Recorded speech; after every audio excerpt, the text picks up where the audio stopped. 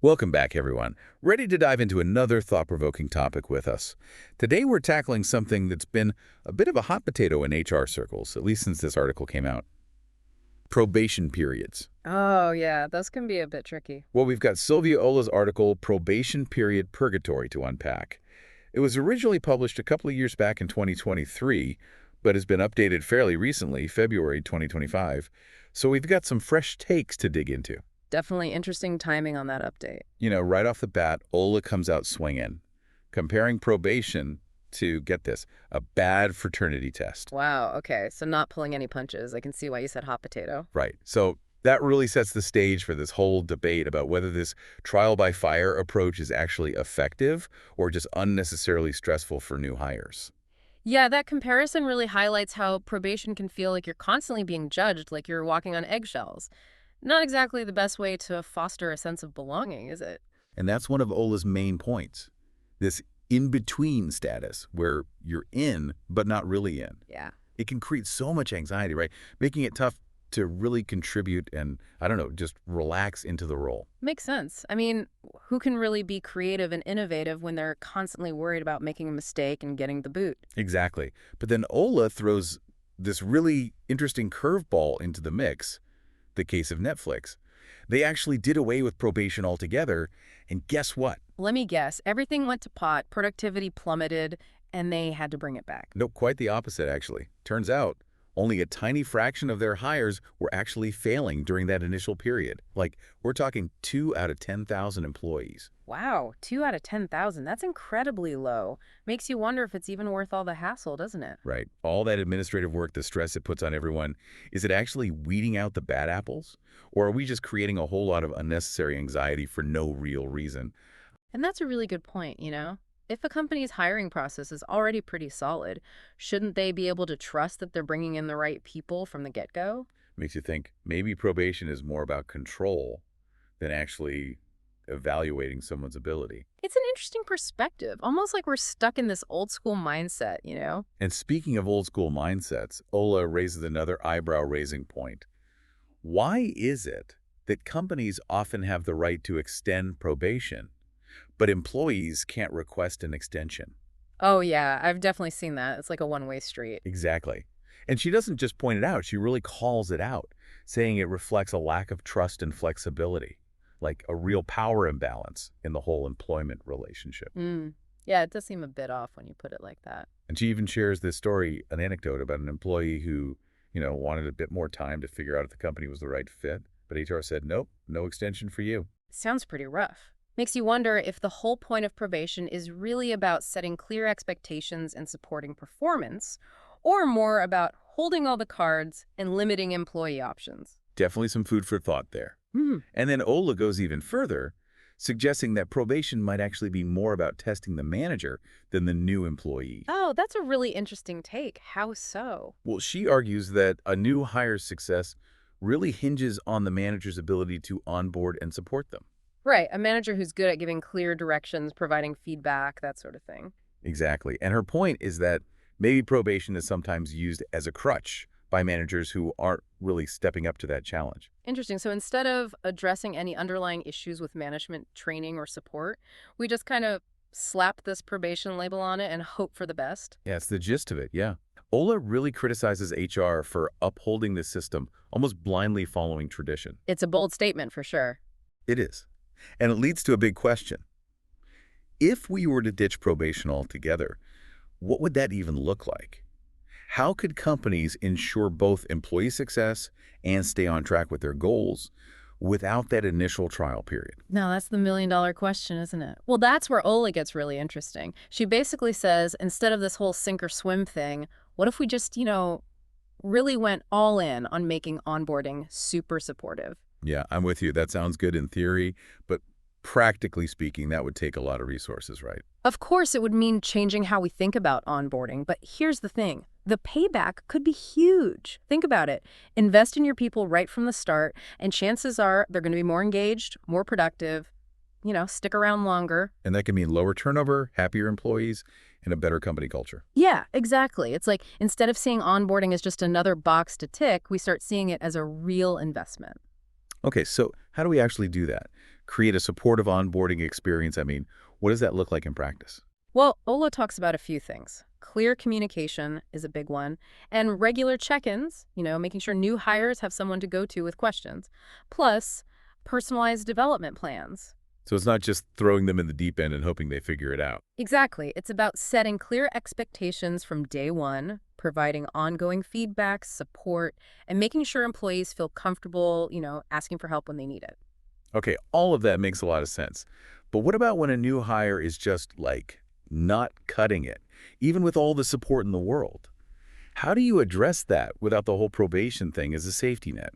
That's where having a really strong performance management system is key. And not just for new hires, it's got to apply to everyone across the board. So consistent standards and regular reviews, that sort of thing. Yeah, exactly. And a clear process for dealing with performance issues. One that's fair and, gets to the root of the problem. Right, because sometimes it's not even the employee's fault.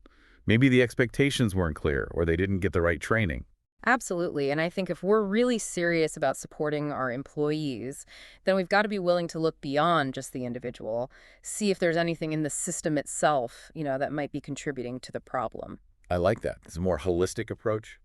Less about pointing fingers and more about working together to find solutions. Right. And it goes back to that idea of creating a more collaborative environment, one where everyone feels supported. And speaking of support, remember how we talked about companies being able to extend probation, but employees can't?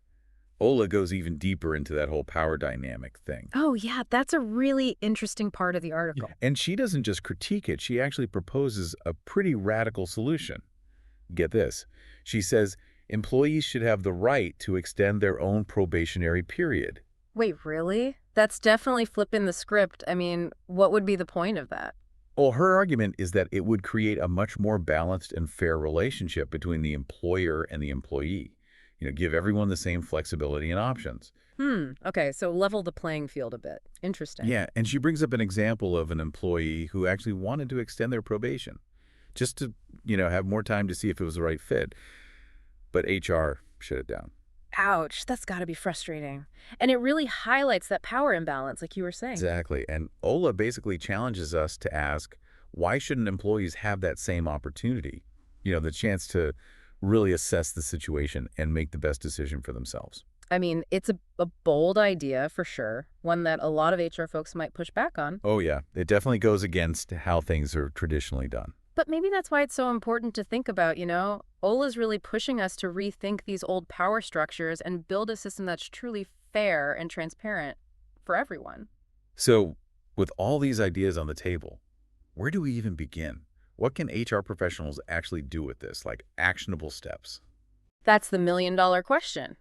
I think it starts with having these kinds of conversations, really challenging what we think we know, being open to new ways of doing things. Yeah, it's not just about ticking the boxes and following the rules. Right. It's about looking beyond just compliance and trying to create workplaces that actually put people first. I love that. So if we're moving away from this whole probationary purgatory, as Ola calls it, what does that look like? How do we ensure, both employee success and get things done? Well, Ola has some pretty interesting ideas. Instead of probation, she's all about building a really strong onboarding experience, one that's focused on support and development. Okay, yeah, that makes sense. But how would that actually work? Wouldn't that be like super time consuming and expensive for companies? I mean, yeah, it would definitely take some effort. But here's the thing. Think long term. Invest in your people up front, and they're more likely to be, happy, productive, stay with the company longer. Right, lower turnover, better morale, that kind of thing. Yeah. Exactly. Onboarding becomes less about checking boxes and more about making a real investment. Okay, so how do we actually make that happen? Create a supportive onboarding experience, I mean. What does that look like in practice? Ola talks about a few key things. Clear communication is huge. Regular check-ins, so new hires always have someone they can go to with questions. And, personalized development plans. So not just throwing them to the wolves and hoping for the best. Exactly. It's about setting clear expectations from day one, giving them ongoing feedback and support, and just making sure they feel comfortable asking for help when they need it. Gotcha. But what about those situations where, even with all the support, a new hire is still just not performing? How do you address that without that probationary period as a kind of, like, safety net. That's where having a rock-solid performance management system comes in. And it can't just be for new hires, it has to apply to everyone. So clear standards, regular reviews, that sort of thing for everyone. Yep. And a clear process for dealing with performance issues whenever they come up. A process that's fair and, really gets to the root of the problem. Sometimes it's not the employee, right? Maybe the expectations weren't clear or they didn't get enough training. Exactly. If we're truly invested in supporting our employees, we have to be willing to look beyond just the individual, right? Maybe there's something in the way we're doing things that's contributing to the problem. That's a good point. More collaborative, less about blame. Right. We're all in this together. This whole conversation has really got me thinking differently about probation. Maybe it's just an outdated system, not really the best way to do things anymore. It's definitely a provocative topic, and Ola's article is a real wake-up call for HR. It's time to step back and ask ourselves if we're doing things because they've always been done that way or because they actually make sense. Yeah, time to challenge the status quo. Exactly. And think about creating workplaces that are truly human-centered. Love that. So as we wrap up, what's the one thing you really hope our listeners take away from this deep dive? I think it's this. Probation periods might not be the be-all and end-all. It's worth exploring other options. Approaches that put employee growth and well-being front and center. Really powerful message. And Yep. for those who want to learn more, where should they go? Definitely check out Silvio Ola's article, Probation Period, Purgatory. It's got all the details and really digs deep into these ideas. Awesome.